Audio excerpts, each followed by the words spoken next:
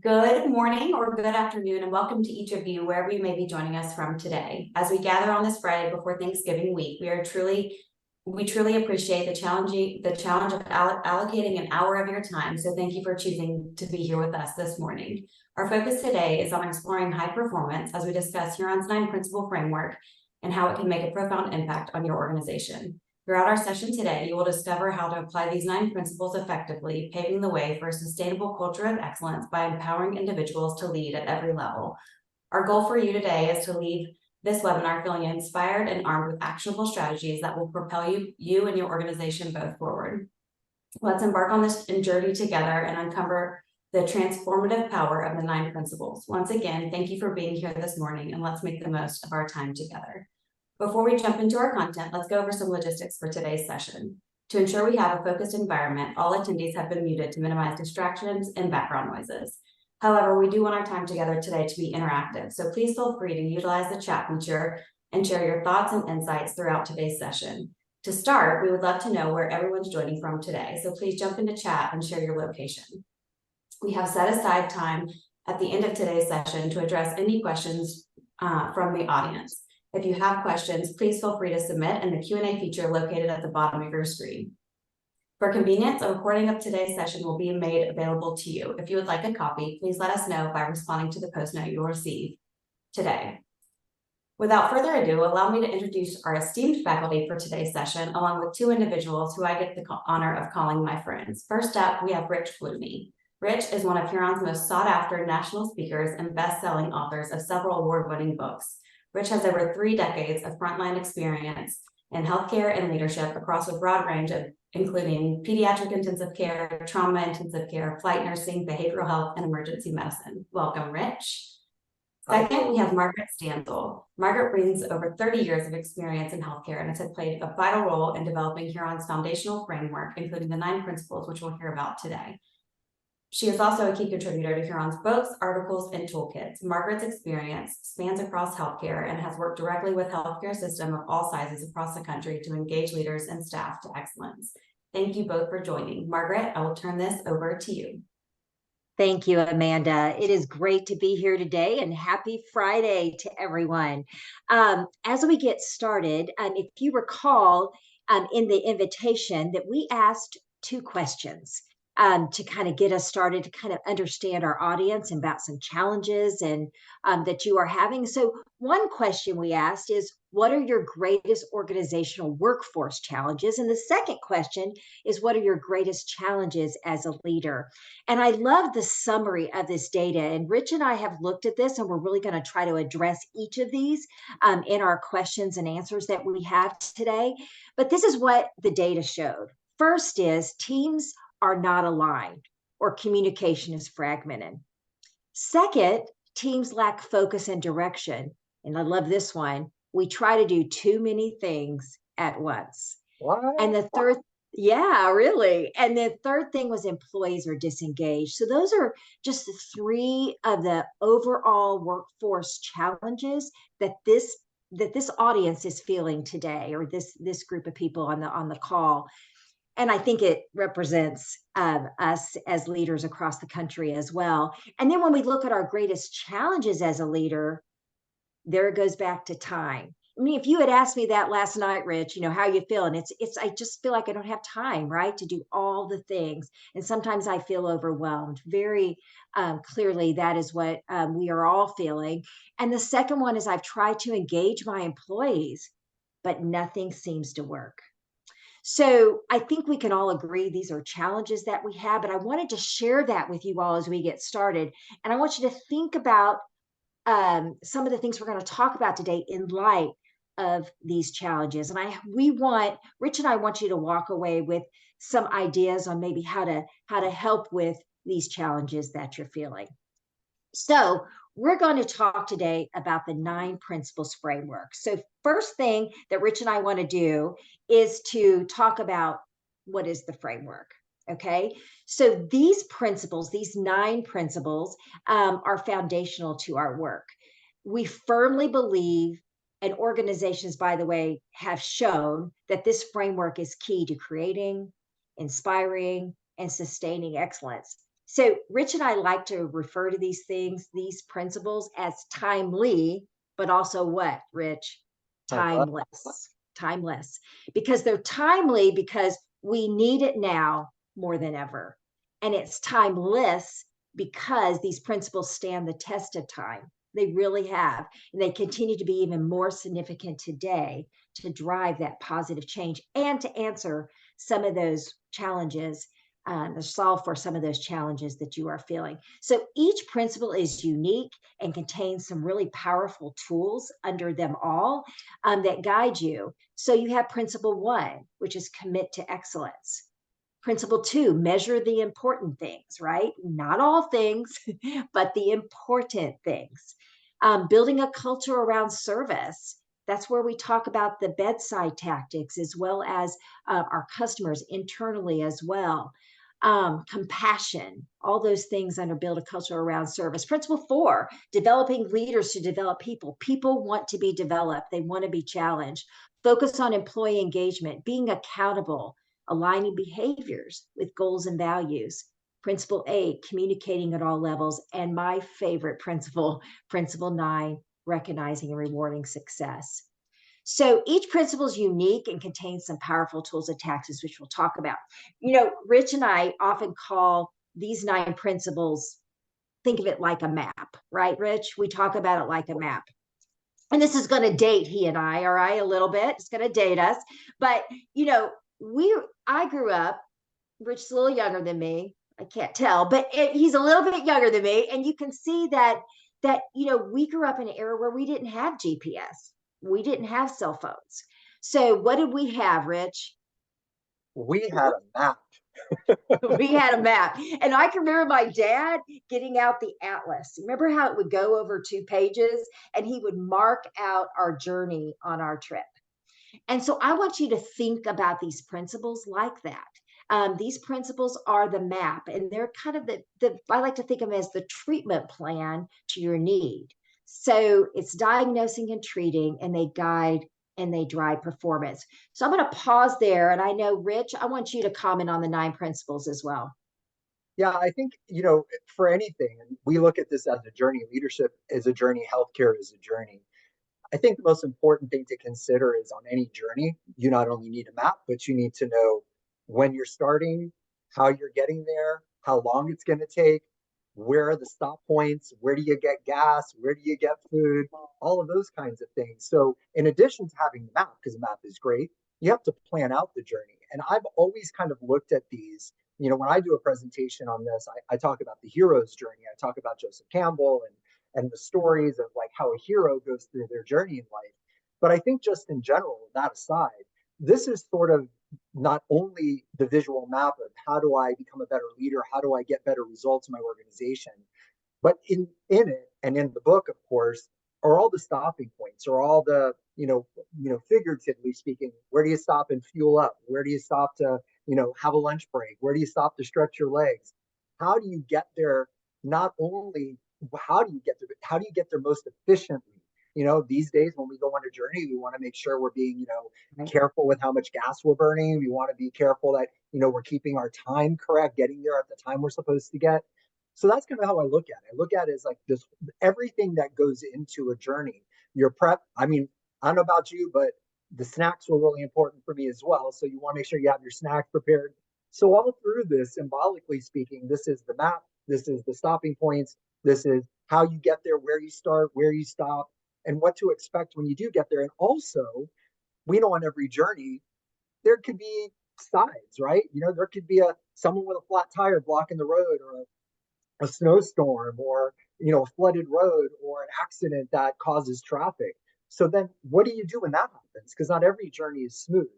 So hopefully also the 9 principles give you some ways on how to change your tire, and how to make sure that you know what route to take if the other route is stopped. So that's how I kind of look at it, in kind of my parable symbolic way of looking at things as well.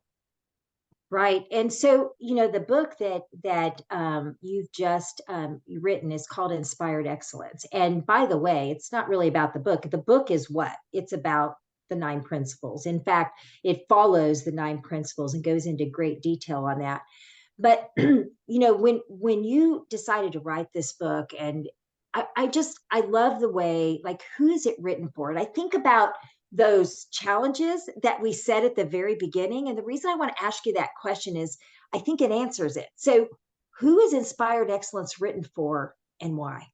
Well, first of all, I just want to let everybody on this webinar know, Margaret has been a key person that's actually there at the creation of the 9 principles. She's not only an expert in the 9 principles, but she helped put them together. So, there is probably no foremost expert on this subject than Margaret. So while I always say my name's on the cover of the book, her fingerprints on every page. So thank you, Margaret, because you were such a key part of helping to create this. And I've just been able to give it a voice and give it a different angle.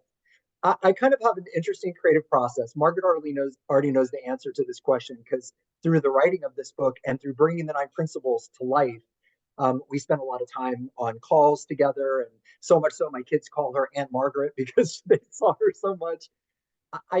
My creative process is going to sound a little different, so bear with me. But as I was writing this book, I distinctly in my mind had 2 people. And if I was able to project, if, I had Neuralink and I could project my images onto the screen, I can actually see them. If I ever run into these 2 people, I'm going to freak out. But one person was a woman. They're both female healthcare workers. One was a woman, probably close to my age, 50s, and an executive in healthcare. Could have been a CEO, CNO, CFO, but somebody that had been in healthcare for a number of years and was really invested in and really just cared about her organization and her team. And I pictured her and what she would need, and that she was struggling with getting her organization to the next level. She feels that she's got 10, 15, maybe 20 at the most years of working in healthcare, and really wanting to grow and to get back to people, and maybe even feeling like she's a little disengaged, or if not disengaged, disconnected, or just struggling a little bit. And as I would write things, I would sort of write it with her in mind. What would be her needs? What would she look for? What would she want? The other person also was a female healthcare worker. I could see her in my mind. And I pictured her as being probably a provider, a healthcare provider. In my mind, she was a nurse. And I saw her, I'm just telling you how I created her. She's a single mom and she has a son, and she's finishing her degree, and she's, at a charge nurse level or assistant nurse manager, assistant kind of level, like coming up the ranks. Probably, I picture her 30s, maybe 40s at the most. And she comes home from a long shift and she has dinner with her son. And then, after she cleans up and kind of closes things down for the night, she's doing some online schoolwork. She kind of grabs this book, and she's on a growth trajectory. She's wanting to become a leader and wanting to grow. What would she need as a person that's in the front line, but also as an emerging leader? And my wife would jokingly call them my team. So sometimes when I would be writing, I'd get up very early and I would write sometimes till very late. My wife, Dawn, who's a nurse also, she's in healthcare. She was a nursing professor and ER nurse. She would come in the room, what chapter are you on? And I'd tell her, and she'd say, what did the team think about it? So at first, I always thought she meant like Margaret and the editor. And she was like, no, your team. And so those are the 2 people that in my mind, as I wrote something, I would write it or I'd write a story. And I'm like, what would she think of it? And then I'd picture her going, I don't get that. And then I'd change it. What would she think of it?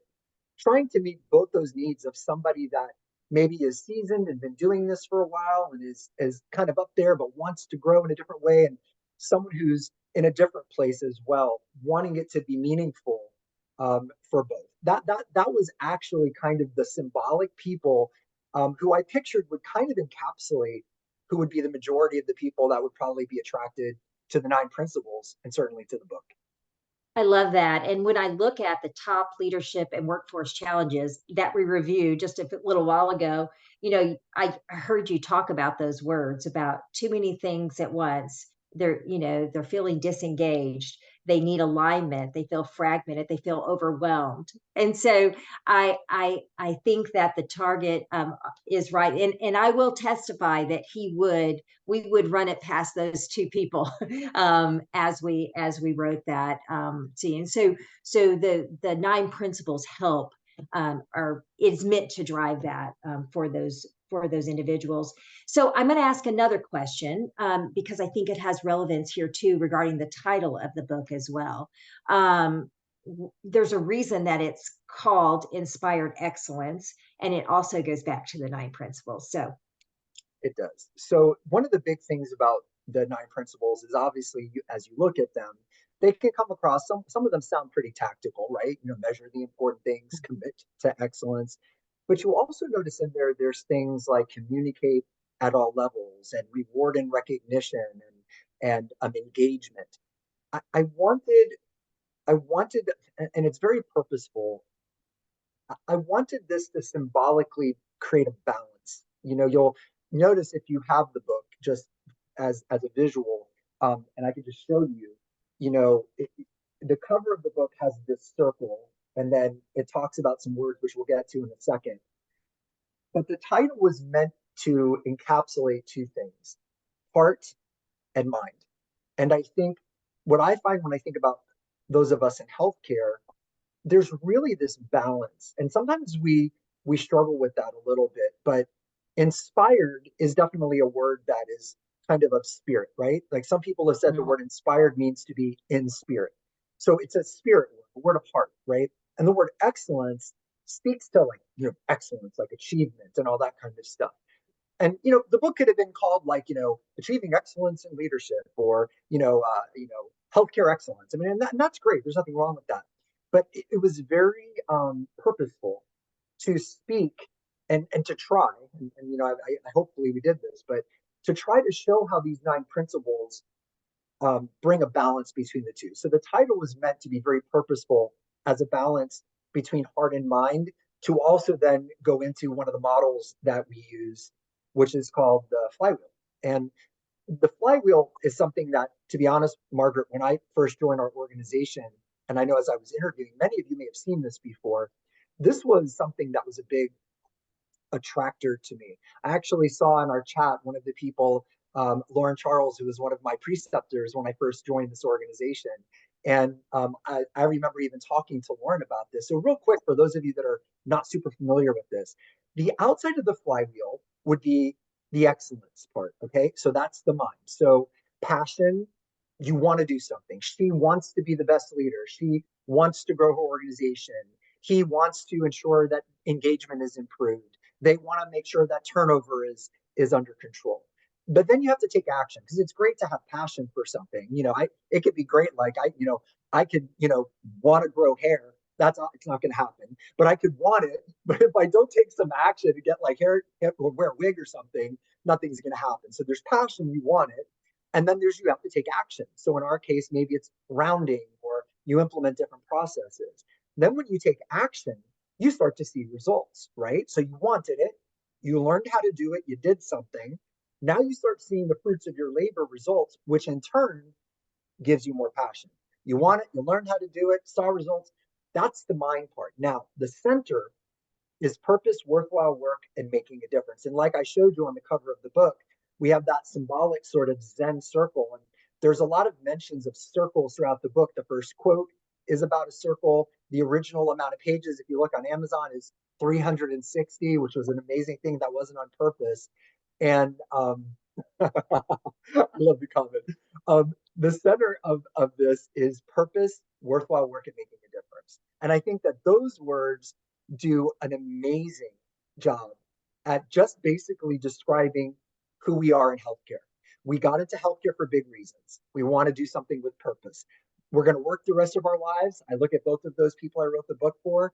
They want that work to feel worthwhile. And if you go home at the end of the day and don't feel great, I know that's tough, but it's because you cared and it's because you wanted to make a difference. So the title is meant to be a balance, and it's meant to symbolically represent this healthcare flywheel. And when that momentum gets going, it's really hard to stop. It really is. And we need some more of that today. Hey, another question. So when we look at, you've referenced and I've referenced all the different things around these 9 principles, all the different tactics and strategies that we can use. So I'm going to ask if you were to prioritize one Okay, one tactic, I know it's going to be hard for Rich, one tactic to have the most significant impact on employees, what would you choose? Well, I'm definitely going to touch upon one, but then I'm going to want you to touch upon one as well, because I know Okay, all we right, both we both we okay, both probably interchange these. yeah, So many folks on here are familiar with rounding, right? So rounding is when a leader has a meaningful, purposeful conversation with their team. Okay. So yeah, by the way, we all call the people we work with different things: employees, team members, crew members, colleagues. So use whatever vernacular is comfortable for you. But I'll just say team. It says employees here, but I'll say team. Um, there is the kind of like how you doing conversations. It's kind of like the royal wave where you walk through the department. Hi, Margaret. Nice to see you. How everybody. howdy, yeah, Right. How the howdy, right? The howdy rounds, as they call them. But then there's the meaningful conversations. And I think that employees want to feel seen.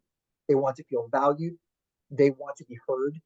One of our colleagues talks about in his Todd Hendrick talks about in his presentation in these conversations, and I love this. He talks about people want to be heard, they want to be hugged, and they want to be. The third one was heard, hugged, and helped. I always the third one popped out. So heard, hugged, or helped. Now sometimes all three, right? But it's a way for a leader to have a meaningful conversation. So, for example, asking somebody a connect to purpose question.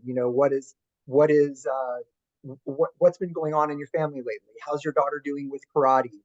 How's your significant other's new job working yeah, out? As a leader, making that personal connection, asking questions like, what's been going well lately? Or what are some things you want to talk about that have been positive? Or one of my favorites, what are you most grateful for? I mean, that's a great mhm, conversation as a leader to ask your team. It doesn't mean as a leader you have to be your team member's best friend, go to all the birthday parties and paint their house when they're doing their house painting. I mean, you could, but this is more about meaningful connection, which also connects to yeah, principle 8, which is communicate at all levels.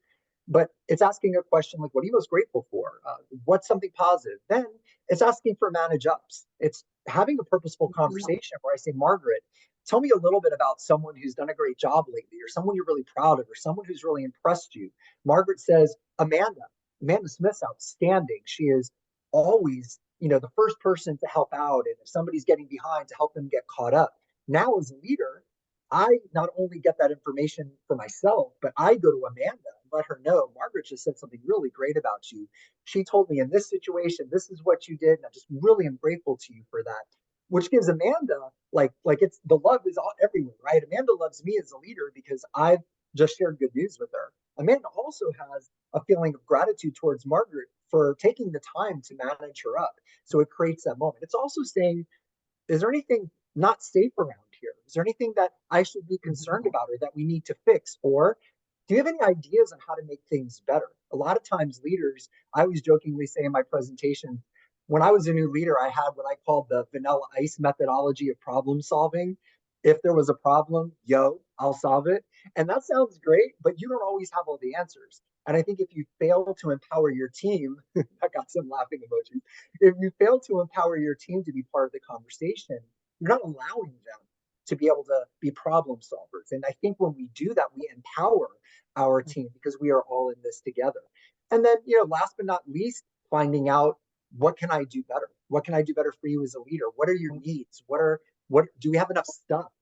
How are we with supplies?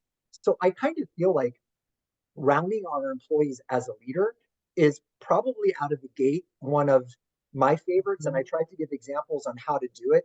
The cadence of it is, it depends on the size of your department. But I think having a meaningful conversation and making sure also that you follow through with everything. Thank you. Somebody actually just said Yeah, that. they said that, yeah, That's so funny. But that you follow through with everything. So if somebody brings an issue or a concern to you, it's not just like, thanks for telling me. It's not a survey.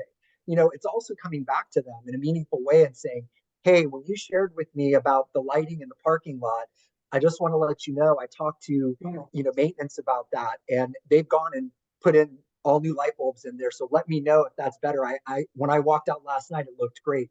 That is absolutely, and somebody made a comment about that in the comment section, crucial.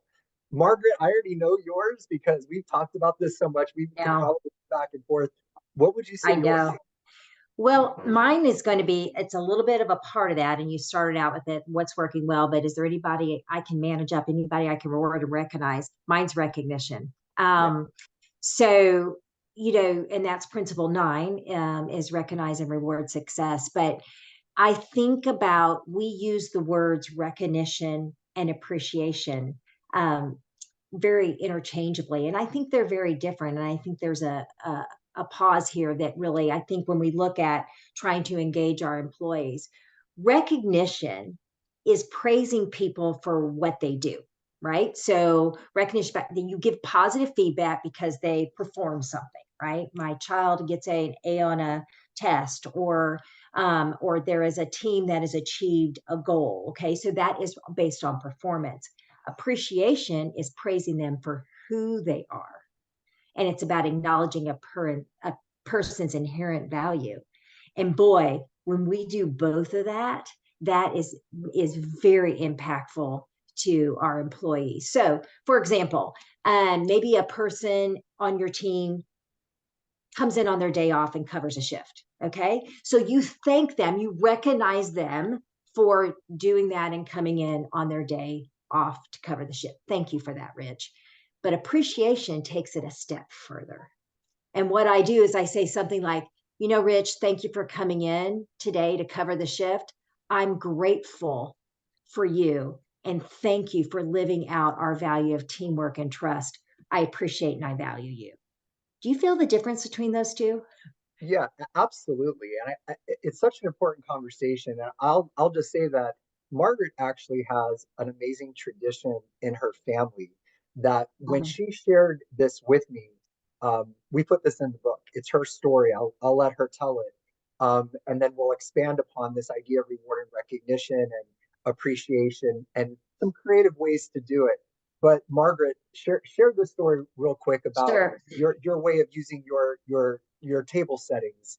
Okay, so I have 3 children. Okay, they're now almost grown children. You know what that means? When they're almost off the payroll. Okay, but when they were little, and by the way, I still use this tradition even when they're in their 20s.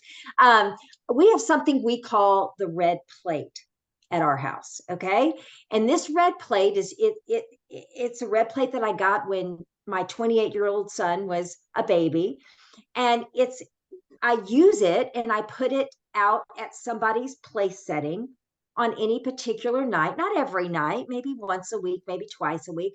But if I appreciate them and I want to recognize them, I would put the red plate in front of them.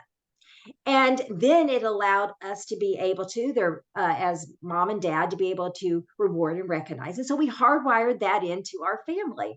But what's so interesting, recently all the kids were home and I put the red plate in front of my oldest son, 28 years old, put it in front of him. Because he hadn't been home in a while, and I just appreciated him for how hard he's been working at his new job, and the work ethic that he has. And so I was ready to bring out all my recognition and all my appreciation. And he grabs that red plate and he sticks it in front of his brother and sister and said, "Aha, I got the red plate." And I tell that silly story because, and in the book, Rich took that story and he said, "Who are you serving the red plate up for today? Yeah, Who deserves the red plate?" it's such a Margaret. First of all, I have not been to dinner at Margaret's house yet, but I'm assuming that when I get there, if I don't see a red Maybe. plate, I'm gonna be mad. But and back when I was a kid, a B minus would have gotten me a red plate. Those were my grades. But that could look like anything. I've seen Yeah. some really creative things. I've done some creative things for reward and recognition, because reward and recognition and this both appreciation and recognition has to be meaningful. And sometimes it can be fun. I've had organizations, they bought a crown. It was this really cool crown. And if somebody got an amazing letter from a family member or from somebody, or got some form of recognition, this organization, this department, this area, they'd wear a crown, and they'd literally wear the crown for the whole day. And you would see grown people get competitive with the crown. And I actually remember being there one time when somebody had worn their crown for the day or whatever it was. And then the next day, somebody else got this great reward recognition. And as the leader was That. sharing this, that person literally went over to the person wearing the crown and said, you have been dethroned. I am the new king, and put it on their head. And the patients loved it, and the staff loved it.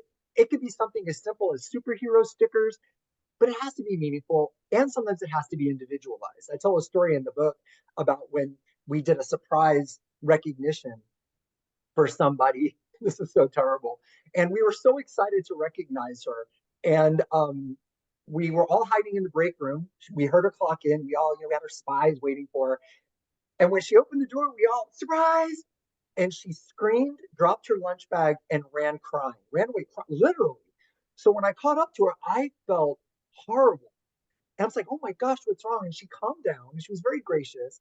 And she just explained that when she was younger, her sister used to always jump scare her, like jump out and scare her. And that's something that she hates. Like it triggers her. I felt so terrible. And then I realized as a leader, I was just like Wow. generically recognizing everybody. So we have something actually where we talk about this in the book about how you give a form to people and say, how do you like to be recognized? Look, if you always hand out Snicker bars as a way of reward and recognition, right? That's your thing. And you go up to somebody and go, hey, you got a great letter. Here's a Snicker bar. And they go, I'm allergic to peanuts. And you go, here's an EpiPen, right? I mean, it's not going to go well. So you want to make sure that your reward and recognition or your appreciation is also meaningful. And so that's a great way to do it. But you can make it fun. You can make it symbolic. You even saw even with Margaret's kids, they get competitive. A little bit of fun competition is always great, but it brings this feeling of culture, culture and stories and people bonding together is an important thing. So Yeah. I love that reward recognition is kind of we would change that back and forth because I'm a big fan of that. Also, as a leader, we spend a lot of our times corrective, right? Hey, you clocked out late, early or clocked out late, or hey, don't forget to do this. Oh, I need your, schedule in. It's really nice as a leader to be able to do some positive things, to be able to go up to somebody with some good news, to be able to have that feeling as a leader that you're bringing some positivity and some wins to the table. And I think that creates an investment in that emotional bank account with your team, and it also improves communication, and I think it improves engagement between the team. It does. And so it may seem that we're answering this very basic, and you're like, well, of course it's reward and recognition, and of course it's rounding on our employees. But we have seen that the successful organizations are keeping true to this principle. And it really does make a difference. We were at an organization on Friday, and the reward and recognition and the appreciation was really evident. I didn't see any crowns in the room, but you certainly felt it. Well, And their number one reason, Margaret, for turnover that's right. days in 1 year. Their number one reason. And by the way, I've been in about I've been in 5 organizations in the last 9 days. 4 of them had a survey on their turnover. Just so happens, like why people were leaving. The number one reason was not compensation. That was 5 or 6. The number one reason was I didn't feel like my leader cared Right. about me, or I didn't feel that I was seen and recognized by the organization, that the organization saw me as a person. And, like my mom used to say, common sense is the least common of all the senses. This basic stuff, or the stuff that seems very, very simple, uh, um, are the things that often we Yeah. miss because they sound so simple. We bypass them because, oh well, it's got to be more complicated than that. But it doesn't. Giving your significant other a hug and saying, "Hey, I'm here for you," could be as meaningful as doing some big fancy gesture. Maybe that's what they need more than anything. Well, giving your team member a moment of your time to listen to their concern, or to help, address a worry that they have, or to fix a problem, or to give them feedback, positive feedback, could do the same. It might sound basic, but sometimes basic is exactly what we need. It's back to the basics sometimes, isn't it? Let's go on and talk about the patient for a minute. So taking the same question we just did for employees, let's just concentrate on the patient a second. And if you were to prioritize one tactic to have the most significant impact on patients and families, which one would you choose, Rich? Okay, so we love our acronyms in healthcare, and I know Margaret, you were asking for that page number in the book real quick for the recognition. So in the book, for those of you that have it, page 340 has an employee recognition questionnaire, page 340. So for those of you that have it, just so that you know, and if not, as a resource, we're happy to help you out with that. But it's just basically asks the questions: how do you like to feel rewarded and recognized? What is meaningful to you? Right. Whatever you want. So we love our acronyms, and we want to be mindful of time. This is my favorite. Margaret and I could talk about this all day. The acronym is AIDIT.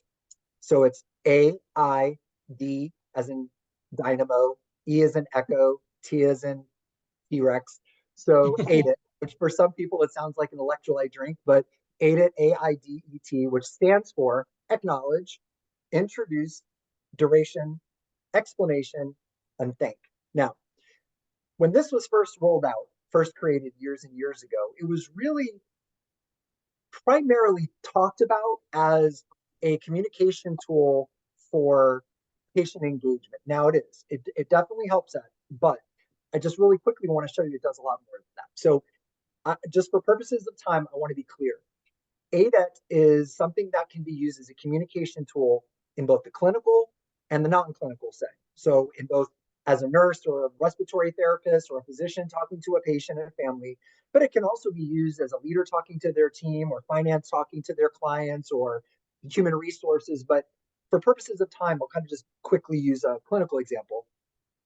Acknowledges back to the basics, right? It's you walk in the room and it's hi, how are you? Nice to see you. Believe it or not, sometimes that doesn't happen. Sounds basic, but it's true. Introduce is more than just hi, my name is Rich, but it's sometimes sort of letting people know a little bit about yourself. Doesn't have to be long, doesn't have to be a script. It could be however you want to say it. Mine sounded something like, hey, it's so nice to meet you. My name is Rich. I'm going to be your nurse from 7 a.m.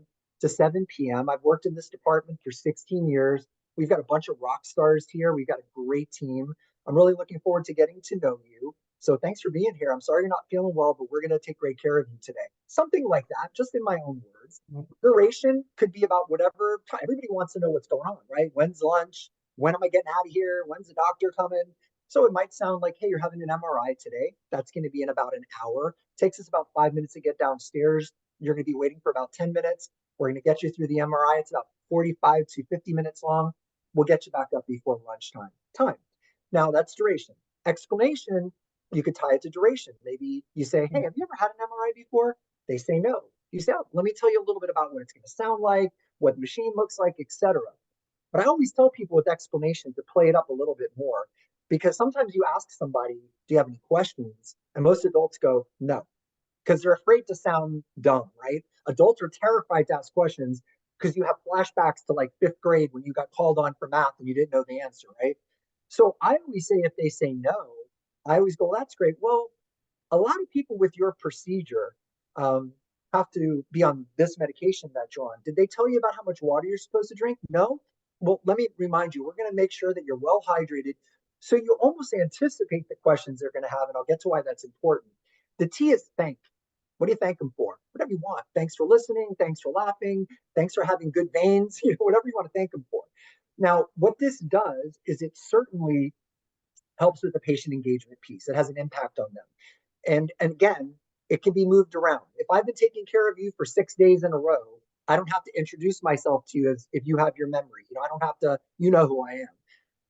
But what it does is it creates kind of a conversation flow so that you're able to get a lot of things done when you're in the room. So what this does is, yes, it engages the patient because they feel cared about, but it also helps you with efficiency. Now, we noticed in that earlier slide, we talked about people feeling like they didn't have enough time and they're overwhelmed with work. And listen, the fact of the matter is neither us or this webinar is able to put extra employees and extra team members in place. Sometimes we work a little short, and I get that. My first job as a nurse, I had 9 patients every time. It was crazy busy. I get it. But if we can help people be a little bit more efficient, then maybe we make that workload while we're also working on ratios and making sure all that those things are all important. we're also able to give an efficiency. So if I'm in the room and I've let you know how long things are going to take, I've explained procedures, I've anticipated questions, doesn't take that much extra time. I've probably cut down on maybe a call bell. I've cut down on after I've moved on to the next patient, they're now reaching out for me to come back. And now I'm constantly getting disrupted, which makes my workload feel a lot bigger and quite honestly is a lot bigger. On top of all of that, this also reduces anxiety for patients. So their anxiety goes down when they know who I am. They know I love being here. They know that the team, I've managed up their radiologist, I've managed up their respiratory therapist, the lab tech. I've talked about the department. I've let them know when the physician's going to come in and see them. I've let them know when lunch is. I always say it's a short trip from anxious to angry. And we're all worried about that in healthcare. Everywhere we go, we hear stories. And I'm in healthcare. My wife's a nurse. People acting out and getting upset. A lot of times, those patients and families act that way out of anxiety. They're worried. They're scared about their diagnosis. They're scared about their what's going to be coming back on the labs. So if we can do anything to reduce anxiety, they're not only a little bit easier to take care of, a little bit more open to listening and working with us and collaborating. But maybe if we reduce that anxiety, maybe we also cut down a little bit on people popping off and being upset. So the reason why I love Aid It so much is when it's done well, it helps us be more efficient. We manage our time. It gives us kind of a path of how to have a conversation. It reduces anxiety, could contribute to patient safety because we're maybe just decreasing distraction. Distraction is the number one cause of car accidents, right? People are on their phone and they crash their car. Distraction is also one of the number one reasons of errors in a hospital or in a healthcare setting. So that's why I love that one when we talk about significant impact. So it's Aid It, acknowledge, introduce, duration, explanation, and thank. There's something in it for you and there's something in it for the person that you're utilizing that as a communication. And whenever anybody pushes back on it and says like, well, I don't like being told what to say and having to have certain words. Look, in real life, there are situations where we're expected to say things, right? Margaret, if it's your birthday, you expect me to say what? Happy birthday. Right. So we expect certain conversations to take place, certain words, certain phrases. And I always, joke around and talk about like if you're in a relationship with somebody and it's an anniversary or a birthday and you go, I don't want to insult your intelligence by giving you a gift and a card and telling you I love you because it's so expected. You can expect to sleep in the guest room for a month, right? So there's when we get that pushback of people saying, well, I don't like to have, it doesn't have to be exact script, but it can be the words that you choose to use. There's so many tactics there, and of course Aid It would be what I would choose too if I had to choose one. And there's so many bedside tactics that are for the patient. But I loved what you said, which bleeds into the next question, is what strategies and tactics do you use to prioritize your daily activities? And you talked about creating that efficiency. And I'd love for you to talk about, some of the other tactics like hourly rounding, bedside shift report. How do those create efficiency and help you prioritize your tasks for the day? Yeah, well, you're a big proponent. You know so much about, especially like bedside shift report and all that it does. So I would love for you to speak to that. But one of the things that we talk about is hourly rounding. We've got a lot of research on that and how meaningful that is. And that's when you're rounding on patients about every hour, and you're doing it in a structured, methodical way, so that you're anticipating needs and getting things done. Let me just say it this way. There is firefighting and there's fire prevention. They're both important, right? But they take place at different times. Sometimes, I guess they could take place at the same time. But when there's a raging forest fire, the focus is on putting out the fire. When there's not a raging forest fire, the focus is on let's make sure we protect Mother Nature. Let's protect this forest, protect life, protect trees, protect nature. What do you do? So the idea of hourly rounding is if there's a issue, you're able to find it out before it becomes a big fire. When it's an ember, you can put it out. And if there's not an issue, then maybe you're maintaining a certain status quo so that things don't turn into issues. One of the examples I always give is getting the mail. So let's say you have, everybody has a different mailbox setup, but hypothetically, let's say you have a mailbox that's on your street. So you have to walk out of your house, pass the sidewalk, and there's a mailbox on the street. If you went out to get your mail, it would be very unlikely that you would go out to your mailbox, grab your phone bill, walk in the house. Go out to your mailbox, grab a magazine, walk back in your house. Go out to your mailbox, grab the electric bill, go back into the house. Most likely, when you're at the mailbox, you grab all the mail at once and walk into your house, right? And the reason why you do that is the other way is very inefficient, takes more time, stresses you out, makes you work even harder. Hourly rounding is like getting the mail, okay? Yes, it takes a moment more time to kind of go, do you need to go to the restroom right now? How is your pain? You know, can I reposition you? Let me assess your skin. Let me make sure you have enough water. You know, a lot of times I was actually just in the hospital literally yesterday. My friend just had head and neck surgery, and he's doing great, thank goodness. But I watched people come in and do one thing. They walked in, thank you, Wendy. They walked in and they didn't say very much. They hung the IV bag and they walked out. And then it was at that moment, I'm like looking and I'm noticing the water's empty and he's supposed to drink water. So then, you know, I'm the friend and I'm the nurse. So you know how it is, those of us that are in healthcare. So I went and I got the water and I brought it in. And then I realized that his boots weren't turned on, his compression. So I did that. And I'm thinking to myself, you know, if I wasn't there, he would be calling for that stuff. And if that person would just come in and kind of gone through that little bit of a list, it's like grabbing the mail all at once and getting it done. So I feel like that's one of the things. And I know like bedside shift report might be one that I think you were.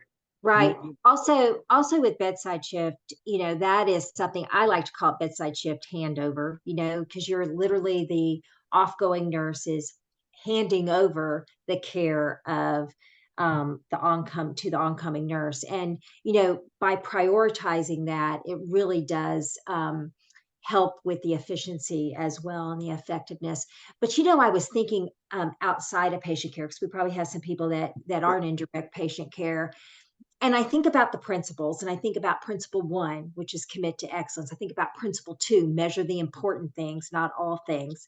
But when I'm prioritizing what I need to go back to what are the things that I measure. You know, sometimes not every great idea that Margaret has is the right idea. You say that in the book, Rich, that not everything for this moment, for this moment in time.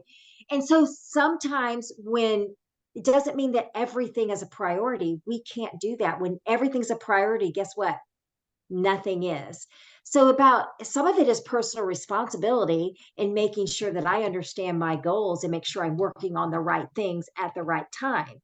So that is also about prioritizing my daily activities. But I also think about principle 7, which talks about aligning behaviors with goals and values. And, you know, we're not in this alone. I mean, we have 90-day action plans, monthly meeting models, where it allows us to align, to track, to navigate, and check our course. So I think the biggest takeaway from all of this, maybe a broader sense, but it's about creating efficiency. You know, I think about, you know, my mom and dad who have recently passed and gone through the healthcare system. And I think about the busy nurse that was coming in and out of the room all the time. And I think about that efficiency you were talking about, getting that mail all at once. And it really is about that. And also another thing about prioritizing my daily activities is I have to remember for Margaret, it's progress over perfection a lot of times. Sometimes I am so into every single detail that I need to understand that progress is also good, but it's also getting aligned with our goals and values as well. Now, we are going to move into some questions, and we've gotten some excellent questions from our participants. And so, Amanda, would you like to tee up some of those to us? Yes, absolutely. So we actually have received a lot of really good questions. You actually answered a number of them in that last response where you were talking about prioritizing your daily activities, but we did receive one from Eric that we get a lot. So I want to hit on this one first. And if we don't get to any of the other ones, we can hit those in our post note with a Q&A resource. But the question is, how do you build morale in an understaffed environment to encourage team members to always use these practices to impact patients and families? Okay, so it's the feeling understaffed question that we're getting a lot now. So I will say that I'll go back to our answers that Rich and I said earlier. I mean, it is the time where you really put the gas on, the gas pedal down on those reward and recognition and that employee rounding. In fact, I've seen organizations during this time of understaffing actually prioritize leader rounding on employees even more because they have to be heard. They have to be understood. Rich, let me pass Yeah, that to you. yeah, absolutely. If you just took it out of work, in times of stress, in times of trouble, in times of challenges, that is when communication has to be bumped up in any situation. If in a family, in a relationship, with children, um, as a leader. So I think it's a great question, and it's a question that everybody asks. And let's honor the question with authenticity and say there is nothing that just by doing X you It's going to get wide. solve Mhm. that issue. It's Mhm. extremely, we have to be authentic. So I think you have authentic conversations where you are honest and real about what the situation is. I'm sure it's no secret to the team that they're one or two staff members short. But that you let you know, working on efficiency, if I may, this is my thought. Remember this: efficiency is a form of compassion. When I help you or someone helps me, make it about me, to be more efficient, that is a form of compassion. That shows that you care about me enough to help me to be able to do what I need to do in such a way that I am not slammed and overwhelmed. So while we might not be able to pluck any more workers off the healthcare worker tree, while we're working on that, I think it's important that we help the team to be able to maximize what with what they have while also showing value. And my colleague Lauren skipped to something very important that she said in the comments. It's also the time where we really, really want to, figuratively speaking, wrap our arms around our higher and solid and our middle performers or performance people, like our rock stars. This is when we double down on Margaret, as she said, on we're handing out red plates left and right for those higher performers so that they see how valued they are, because we need them, because they are the ones. Remember, when we talk about leaders, there's formal and there's informal, right? So there's a CNO, a charge nurse, an assistant nurse manager, a director of human resources, a vice president of operations. That's formal. An informal leader might be someone that doesn't have a title, but they lead through their example, their words, through how they behave. So when we make sure that those higher performers are acknowledged in such a way, they're the ones that bring up everything. They're the ones that are the encouragers, and they're magnets. They're magnets. High performers attract other high performers onto your team because other people from the organization or outside the organization want to work with rock stars. So you're very welcome, John. Thanks for being here. So I think that's an important thing. So that reward and recognition, and also putting in your mind that efficiency is a form of compassion. There is a heart and mind to efficiency. It's not just do your work, better and cleaner. It's not just that. It's compassionate when you help me as a leader to be able to perform what I have to do and get done what I have to get done in a way that is meaningful to me and is fair and is equitable and I can manage it. That's a form of compassion. So I think in answer to the question, it's kind of a little of both of those things: that reward and recognition and that efficiency management, and also making sure that we're building up our higher performers. And I also think about some of the meetings that we already have in our normal schedule, like a morning huddle, a shift change huddle, and at those huddles, that's a great time to reward and recognize, but also to focus, because the second part of Eric's question was to encourage team members to always use these practices to impact patients and families. And so sometimes as leaders, we have to narrow the focus and tell them what is their priority for the day. And those huddles, those daily huddles, 5-minute huddles, are a great way to focus on nurse communication for that day, on the D of AIDA today. And so that's also a way to keep people on, because remember what I said earlier about, that sometimes so many priorities and you're not focusing on any. Well, So to what you just said, and to Eric, thank you, Margaret, for bringing to mind the second part of Eric's question, because when we're doing that, when we're speaking to that, we're speaking to the bigger picture as well, right? How did he word it? What was it? It was them seeing the value of it. We should show the results in those conversations. right. Say, hey, since we began AIDIT, this is what our patient engagement, or we've had less falls since we've done hourly rounding, or we've had our call lights cut down by 30%. You guys are running around a little bit less. I think people need to see the value and the effect of what they're doing so that they know that the effort that they're putting out also is having the results, right? So we show them the results, the wins. One other thing as we close and pass it back to Amanda, I'm looking at some of the other questions they have to do with resilience and well-being and burnout. But also one thing that we didn't talk about is storytelling.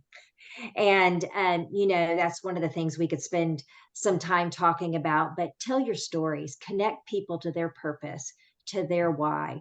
And there's actually a question that we can't get to, but we'll say, what's your favorite story, Rich, in the book? Because storytelling is so important. So bring out those stories, those heroes, talk about them, keep that in front of people. That's a way to keep people focused. So it is. I know Rich I'm gonna let Rich turn it over to Rich, and then we'll turn it back over to Amanda. Oh, you're so well. First of all, Margaret, thank you. You guys all know from being at work, it's always great to be able to work with your best friends. And Jasmine, Margaret, and Amanda are some of my favorite people in the world to work with. But I want to kind of end with a quote that meant a lot to me. And really quickly, my favorite story in the book, I would probably say, is a story about my dad at the beginning. I actually have my dad's name badge right here. My dad was a maintenance foreman in a hospital. His name is Jack, and he passed away in 1990 when he was 59 years old. I was 22, and my dad loved what he did. He loved being in healthcare. And oh, thank you, Sarah. Thank you. And that would be my favorite story, because it's my dad loved what he did so much, and he was the reason why I got into healthcare. There's a quote from one of my favorite human beings that has ever lived, and it's in the book, and it is this: each of us has the right, the possibility to invent ourselves daily. If a person does not invent herself, she will be invented. So to be bodacious enough to invent ourselves is wise. Maya Angelou. One of the keys of the 9 principles is giving everybody the opportunity to invent and reinvent themselves, to find a new way to do what they've already been doing, to find a way to do something they've never done before, and to be able to see the change, the openness, the treasure, the win of excellence and inspiration in healthcare. It's such an important part of the 9 principles. They are more than just tactics. They are more than just how-tos. They are meant to be a guiding light, because the work that we do is sacred. And also, the time that you have in healthcare is very sacred. So we are very grateful for you to take this time with us. We hope we gave you a couple of ideas, a couple of things, some encouragement to be bodacious and to invent and reinvent yourself. We hope you feel a little bit more invigorated, a little bit inspired. But we are super honored to have had this time with you, especially on a Friday.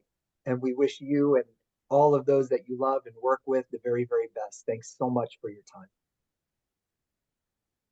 Thank you, guys. We want to make sure that you're well informed on what comes after our session today, so we could continue to talk about this probably for the rest of our Friday, but we know everyone has to jump to their next thing here at the top of the hour. The QR code you see here on the screen will seamlessly lead you to a website where you'll find a wealth of information about today's topics, including how you can get more information, how to schedule time specifically with Margaret and Rich to learn more, and access to our content around the 9 principles and a bunch of other really valuable resources.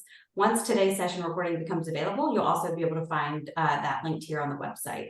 Additionally, we want to hear from you. Your feedback is so important to us. If you'll take a moment to complete the evaluation in today's chat, it'll help us inform what you want to hear in future events. similar to today's session.